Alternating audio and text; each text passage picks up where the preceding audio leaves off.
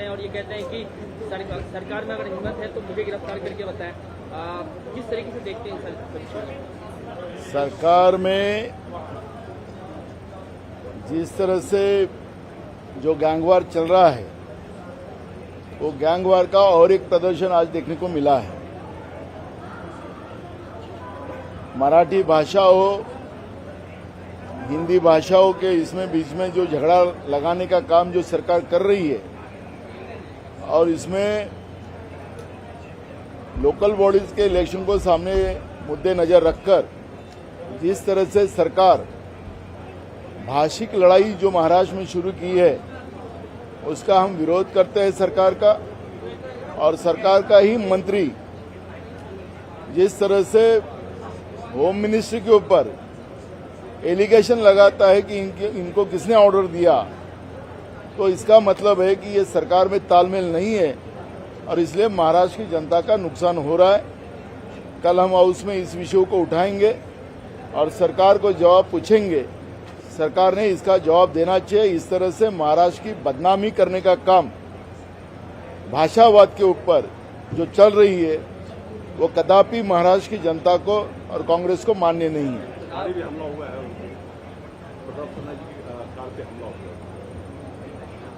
देखो, जिस तरह से नारे लग रहे थे वहां पर 50 को के सब ओके, तो पब्लिक में इनके बारे में गुस्सा क्या है वो भी वहां पर आपको देखने मिला है।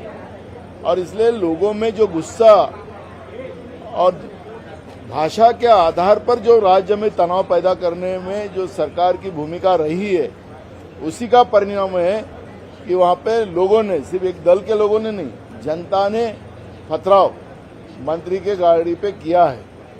और इसलिए जनता में, महाराष्ट्र की जनता में गुस्सा आपको देखने मिल रहा है। मुख्य न्यायाधीश का सत्कार सम्मान हुआ यहाँ पर। आप लोगों ने कुछ अपनी मन की बात रखी क्या? क्योंकि यहाँ पे देख रहे हैं कि लीडर्स अपोजिशन में जो है वो नहीं है, हालांकि उनके कार्य क्षेत्र में नहीं आता, लेकिन कुछ बातचीत हो पाई है क्या? हमने उनको निवेदन दिया है कि महाराष्ट्र की विधानसभा का कामकाज जिस तरह से चल रहा है, सरकार आके अभी पूरे 6-7 महीने हो गए, अभी तक अपोजिशन लीडर बनाया नहीं गया। असंवैधानिक काम ये सरकार में चल रहा है। उसके बारे में हमने लिखित लेटर हमने चीफ जस्टिस जी को हमने दिया है।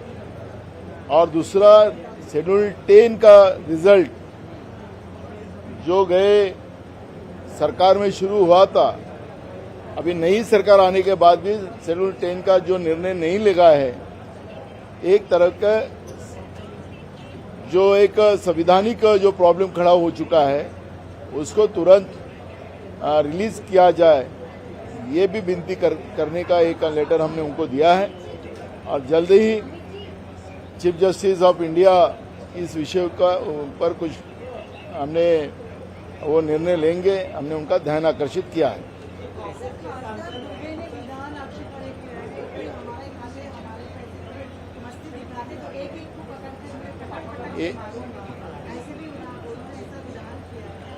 ये बीजेपी को जो सत्ता की मस्ती आई है, वो यहाँ महाराष्ट्र के बीजेपी वाले हो या देश के कोने में रहने वाले बीजेपी वाले हो या देश के बीजेपी के सांसद हो, वो इस तरह से कोई भी भाषा के वाद के आधार पर पटक पटक के मारने की बात अगर करते हैं, तो उनको संविधान ही मान्य नहीं है। और ऐसे भाजपा के सांसद को तुरंत, अगर बीजेपी संविधान मानती है, तो तुरंत बीजेपी ने उसको उसके पद से मुक्त करना चाहिए। ये मांग हम लोग करते हैं।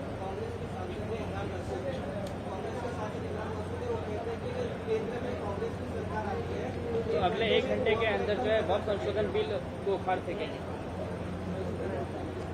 देखो, संवैधानिक आधार पर वक्फ बोर्ड का जो निर्माण हुआ था, वो संवैधानिक आधार पे हुआ था।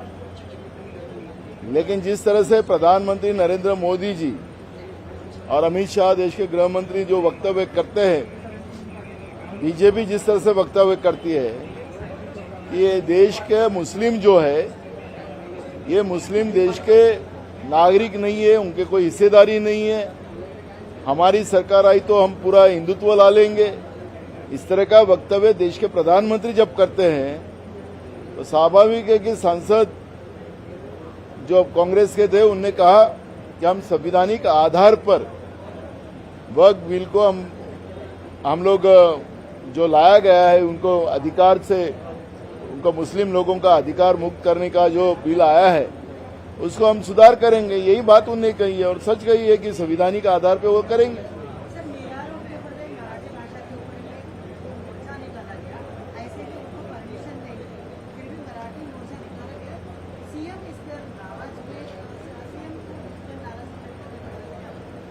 भीड़ में एक बीजेपी के शाहूकार ने जिस तरह से कपड़ा के व्यापारी को आत्महत्या करने को प्रेरित किया और उसने आत्महत्या किया, जो सवाल मैंने जब विधानसभा में उठाया, तो क्या शाहूकारी करने का काम बीजेपी ने दिया? कोई परवानगी दी है? जिस तरह से फोन पे धमकाने का काम बीजेपी के लोग करते हैं, तो इस तरह के जो मानसिकता बीजेपी की है, अगर बीजेपी ने जो झगड़ा अगर महाराष्ट्र में लगाया भाषिकवाद का, लोकल बॉडी चुनाव को मद्देनजर रखकर लोगों को विभाजन करने की कोशिश कर रही है, तो लोग अपनी मांग कर रहे हैं और उसके लिए प्रोटेस्ट करना वो उनका अधिकार है। तो अगर अधिकार है तो प्रोटेस्ट करने का, तो उसका विरोध करने का कारण क्या सरकार का?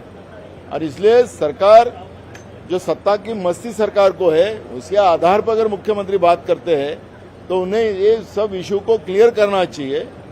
और जिस तरह से महाराष्ट्र में, जिसके बात का समर्थन कांग्रेस ने कभी नहीं किया, कि भाषिकवाद पे लोगों को मारपीट करे और कानून अपने हाथ में ले, तो जिस तरह की घटना महाराष्ट्र में चल रही है, मुख्यमंत्री बोलते कि हम उनको छोड़ेंगे नहीं, तो तुम छोड़ेगा पकड़ने का काम ही नहीं कर रहे हो।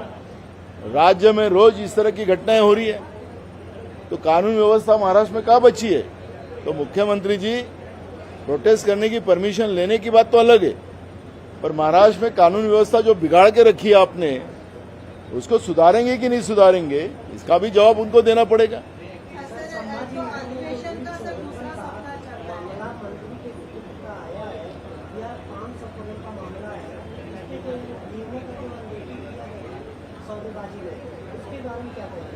देखो, उसकी डिटेल मेरे पास नहीं है, मैं कल उसकी डिटेल लूंगा और फिर उसके बारे में वक्तव्य। सर, पश्चिम बंगाल में कोलकाता में ज्योति बसु के समय पे ऐसे ही विवाद चल रहे थे और वहाँ पे 60,000 जो उद्योग धंधे हैं वहाँ से बाहर हो गए कलकत्ता से।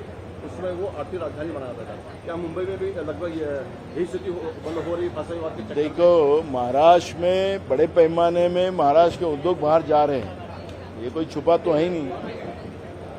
एक समय ऐसा था कि सभी ऑफिसेज मुंबई में थे और उद्योग भी महाराष्ट्र में थे, लेकिन आज महाराष्ट्र के ऑफिसेज कम हो गए, सब जितने बड़े बड़े इंडस्ट्रीज प्लेयर थे वो यहाँ से चले गए, इंडस्ट्रीज महाराष्ट्र से जा रही है। और सरकार का जिस तरह से भूमिका है, वो बड़े उद्योगों को और भाषिकवाद के आधार पर जिस तरह से तकलीफ देने का काम जो महाराष्ट्र में शुरू हुआ है, उससे महाराष्ट्र को नुकसान होने का काम शुरू हो चुका है और ये रोकना चाहिए, ये मांग हम लोग करते हैं।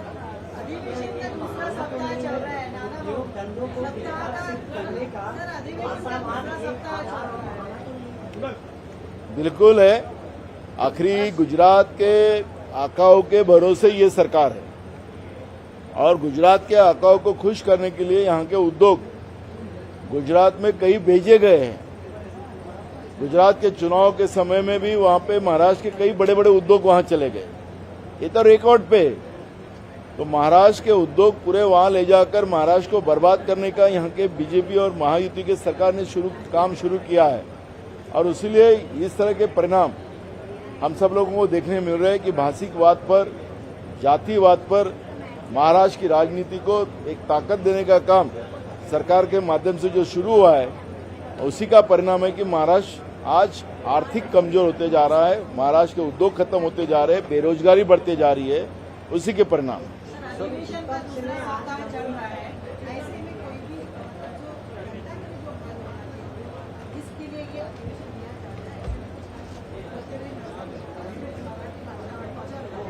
देखो, हमने पहले हफ्ते में हमने किसानों का इशू उठाया, उसको पूरी ताकत के साथ हमने किसानों की तकलीफ सरकार के सामने रखी। 3 महीने में 776 किसानों ने आत्महत्या की। इसके लिए हमारे नेता राहुल गांधी जी ने ट्वीट करके सरकार को सुनाया, लेकिन सरकार अभी तक जागी नहीं। कृषि मंत्री पूरे 1 हफ्ता विधानसभा में नहीं थे। कल भी मैंने सवाल खड़ा किया, आज कृषि मंत्री विधानसभा में दिखे। आज कोई उनका कामकाज नहीं था, लेकिन आज विधानसभा में दिखे। तो महाराष्ट्र की सरकार जो है ये सत्ता भोग रही है। हम लोग विपक्ष पूरे ताकत के साथ जनता के इशू रख रहे, लेकिन सरकार मजे में है। सरकार को जनता के प्रश्न से लेना देना नहीं है। मंत्री हाउस में रहते नहीं है। कल भी मैंने सरकार के कामकाज के ऊपर और मैंने मुद्दा उठाया। सरकार बैकफुट पे आई, इवन विधानसभा के अध्यक्ष भी बैकफुट पे आ गए। तो जिस तरह से ये सरकार काम कर रही है, महाराष्ट्र की जो प्रतिमा थी, विधानसभा के कामकाज की भूमिका पूरे देश में थी, वो अब मट्टी पलित करने का काम यहाँ पे शुरू हो चुका है। और इसलिए ये जो जनहित का न्याय मंदिर जो है महाराष्ट्र विधानसभा, इसको बीजेपी ने अपना अड्डा बना के रखी है लूटने का। मंत्रालय को लूटने का उन्हें अड्डा बना लिया, और उसी का परिणाम है कि महाराष्ट्र में सबसे ज्यादा आत्महत्या बढ़ती जा रही है। सर, बीएमसी चुनाव में राज्य उद्योग के साथ आने की जो पहले लग रही है,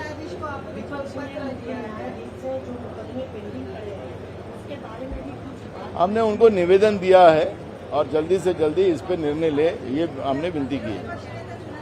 वो हमने उनको निवेदन दिया है। सर, बीएमसी चुनाव में राज्य और उद्योग के साथ आने की जो पहले लग रही है, वो उनका दोनों भाई एक साथ आए, बस यही हमारी उम्मीद है। आए, एक परिवार एक साथ आता तो उसकी खुशी होना चाहिए। बीएमसी चुनाव में वो चुनाव को समय है, तो महाविकास आघाड़ी क्या चुनाव को समय है, उस समय में हमारा हाईकमांड डिसीजन लेगा। Thank you.